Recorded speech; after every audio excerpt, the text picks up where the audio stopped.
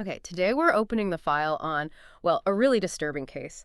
It remains this horrifying anomaly in American criminal history, the 1961 Dead Horse Point tragedy. Yeah. Our mission today is really to cut through, the decades of speculation. We want to use the evidence, the primary sources, police transcripts, modern journalistic inquiries to try and understand what happened.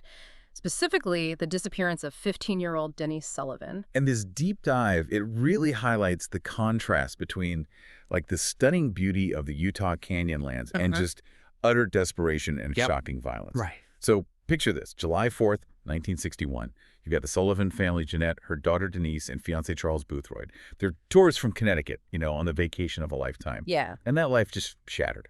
It started with what seemed like a pretty harmless, even described as amiable roadside encounter. And the context here is so important. We're not just going off rumors. We've looked at law enforcement testimony, detailed crime scene reconstruction, and importantly, those modern journalistic efforts using FOIA requests. Yeah.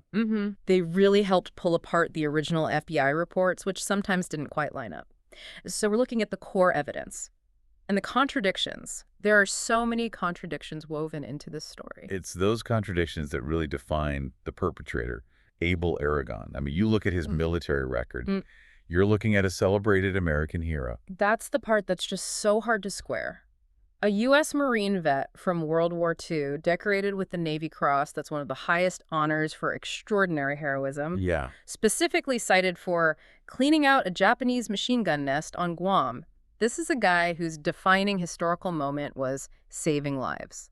And yet, fast forward just 16 years, he's unrecognizable. By 1961, that hero is gone. He's desperate, a failed provider. An unemployed coal miner, right. Exactly. Struggling big time to support his wife, Eva, and their 5 kids. That financial pressure, plus, the expectation back then that a war hero should be successful, it must have been just crushing. Okay, hold on. Let's pause there. If that's the backdrop, this immense personal shame, it kind of reframes the crime itself, doesn't it? How so? Well, when Jeanette Sullivan defied him during the robbery, maybe she wasn't just challenging a guy trying to steal money.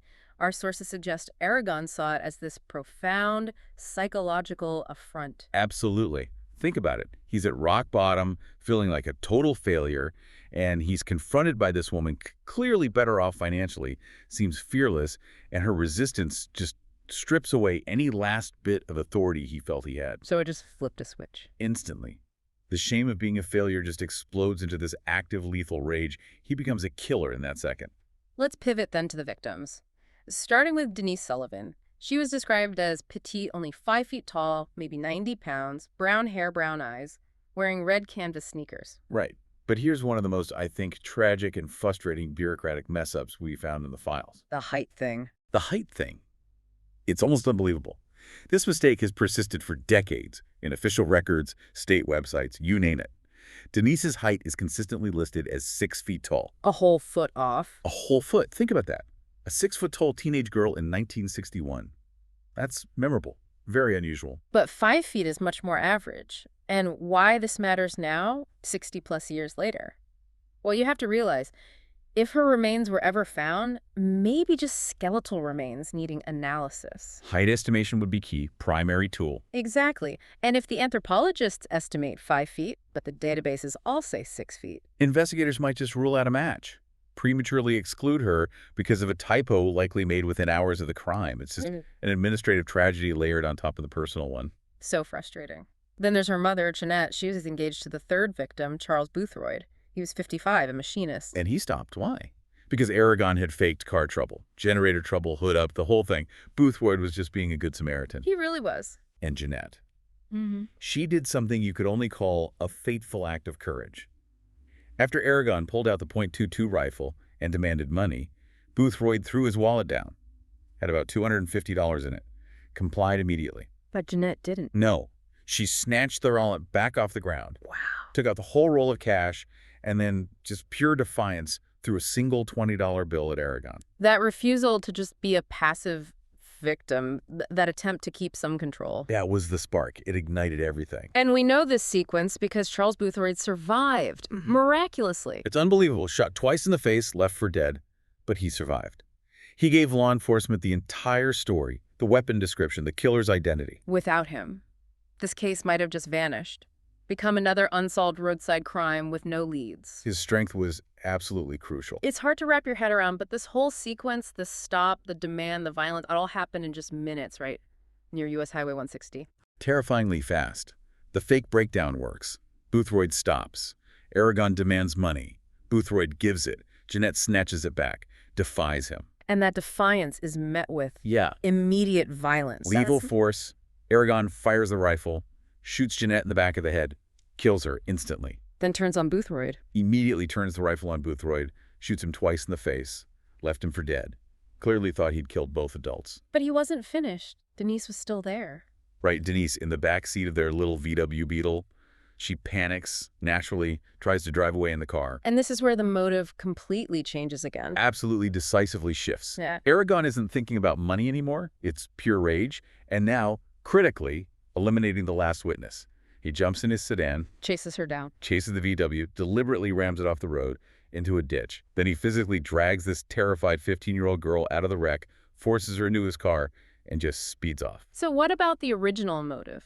Robbery. What happened to the money? The definitive answer was found the next day, right there, in the sand, at the crime scene. They found the cash. The entire $250 roll of cash, the money Jeanette had taken from the wallet, just lying there in the sand. That's irrefutable proof then. Totally irrefutable.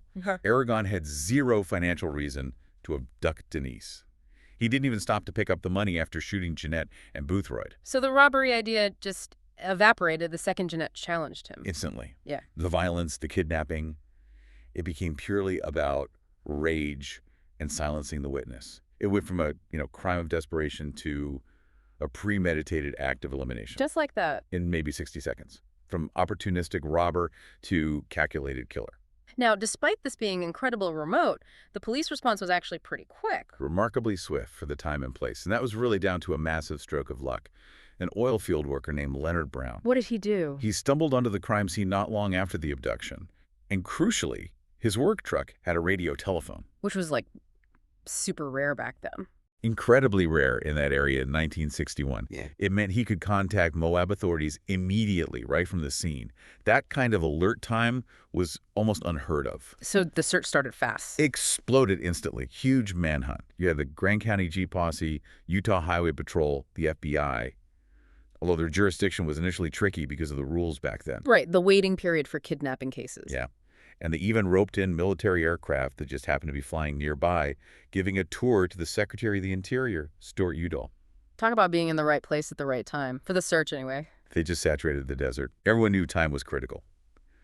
But the last, and really the most chilling clue, didn't turn up for 6 days.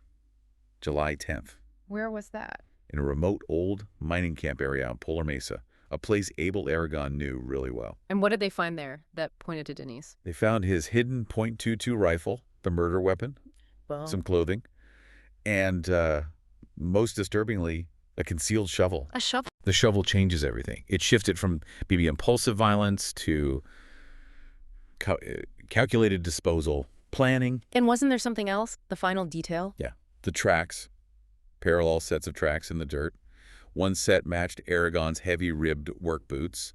The other, smaller set, positively identified as Denise's footprints. Oh, God. The circumstantial evidence is just overwhelming. It leads to this unbearable conclusion. She was brought to this isolated spot, and the means to bury her were already hidden nearby. But Aragon didn't allow for a full resolution. No. 3 days after the crime. So 9 days after the murder and abduction, FBI agents finally cornered his sedan at a roadblock near Crescent Junction. And he made sure the case would stay open forever. He essentially committed an act that guaranteed an evidentiary blackout. Before they could arrest him, reports say he shouted this ultimate taunt at them, "Prove it," Prove it! and then shot himself with a .22 pistol. His suicide silenced the only person who knew where Denise was.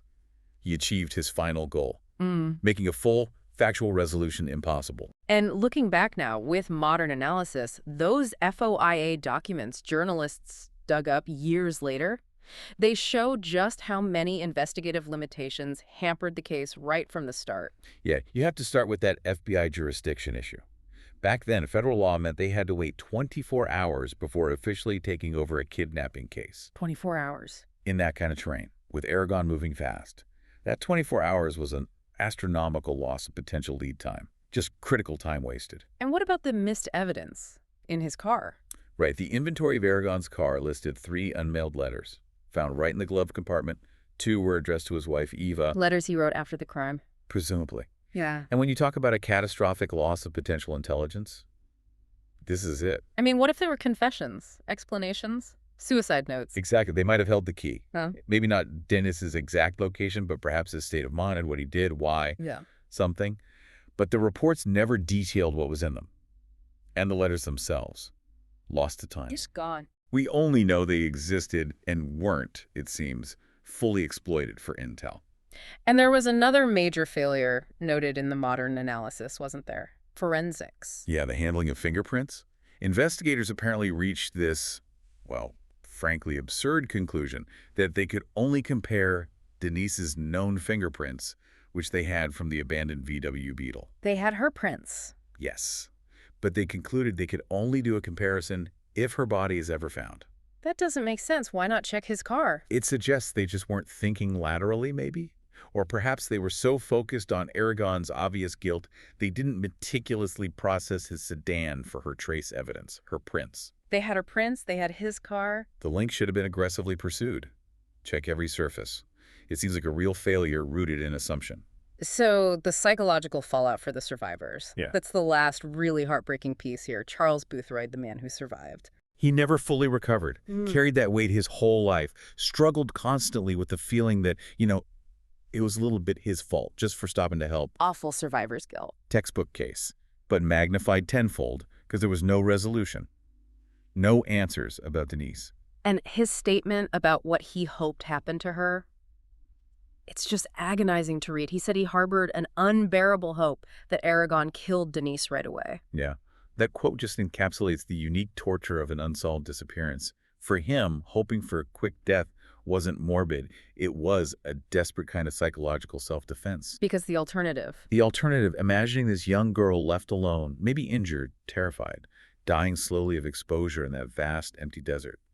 That drawn-out suffering is just psychologically far worse than even knowing about a violent end. Meanwhile, the Aragon family is left dealing with this multi-generational trauma. Inherited shame, the war hero who became this monster. Yeah, the identity of the killer isn't in doubt, but the resolution just isn't there. So today, Dennise Sullivan is still officially classified as endangered missing, unsolved. The only real, tangible hope for any kind of closure rests with DNA.